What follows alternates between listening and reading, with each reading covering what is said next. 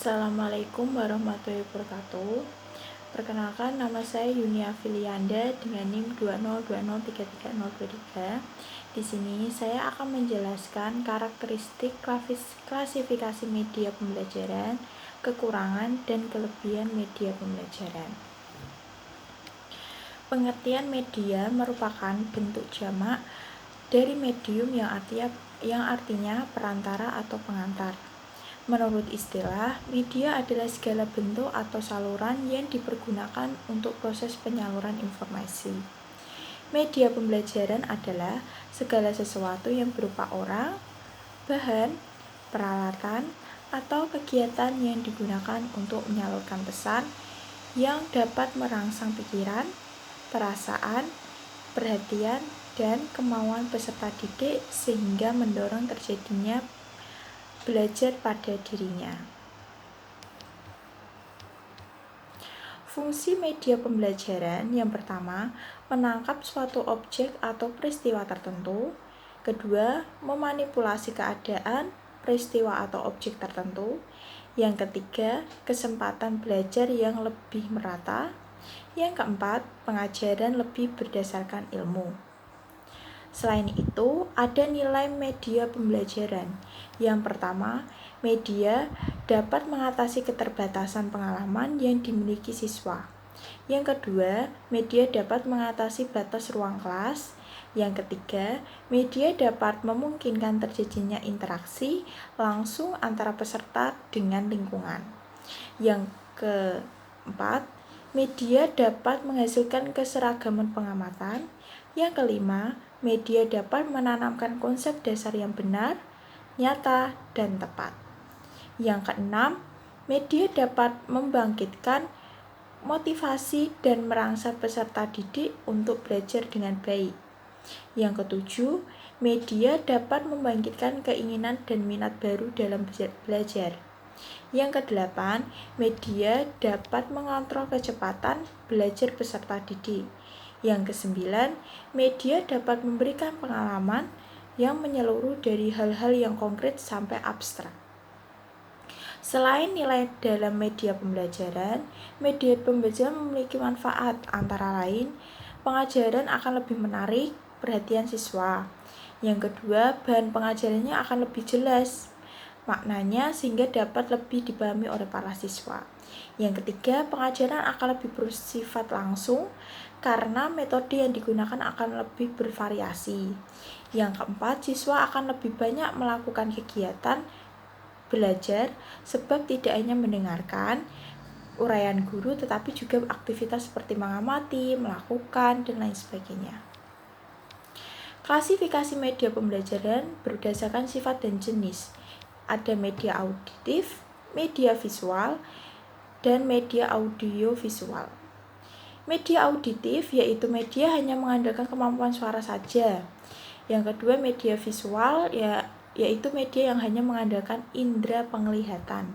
Yang ketiga, media audiovisual yaitu media yang mempunyai unsur suara dan unsur gambar. Audiovisual itu bisa dibagi lagi menjadi dua, yaitu audiovisual diam dan audiovisual gerak. Jika audiovisual diam yaitu media menampilkan suara dan gambar diam, sedangkan audiovisual gerak media dapat menyampaikan unsur suara dan gambar yang bergerak. Berdasarkan teknik pemakaian yaitu ada media elektronik dan media non-elektronik. Yang ketiga, berdasarkan daya jangkau seperti daya jangkau serentak, daya jangkau terbatas, dan dimanfaatkan secara individual. Jenis media pembelajaran ada media dua dimensi, media yang hanya memiliki unsur panjang dan lebar dan hanya dapat dilihat dari satu arah. Contohnya gambar, sketsa, diagram, bagan, grafik, kartun, atau poster. Media tiga dimensi merupakan media dalam bentuk model. Contohnya model padat seperti solid model, model penampang, model susun, model kerja, dan model mock-up.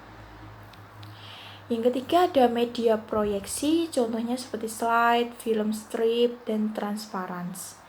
Yang keempat, lingkungan sebagai media seperti kebun, pasar, industri, sekolah, dan lain sebagainya. Selanjutnya, media sebagai sumber belajar. Belajar mengajar ada suatu proses yang mengelola sejumlah nilai atau dikonsumsi oleh setiap peserta didik. Nilai-nilai itu tidak datang dengan sendirinya, tetapi terambil dari berbagai sumber. Sumber belajar yang sesungguhnya banyak sekali terdapat di mana-mana, di sekolah, di pasar, maupun di lingkungan sekitar. Ada 5 kategori dalam sumber belajar. Yang pertama, manusia. Kedua, buku. Yang ketiga, media massa. Yang keempat, alam lingkungan. Yang kelima, media pendidikan. Prinsip pemilihan media ada 3. Ada tujuan pemilihan, karakteristik media pengajaran, alternatif pilihan.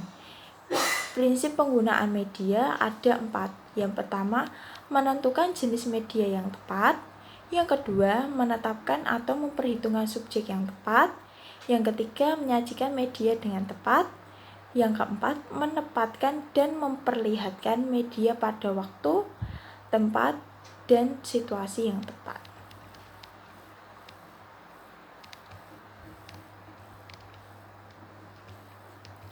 Selanjutnya,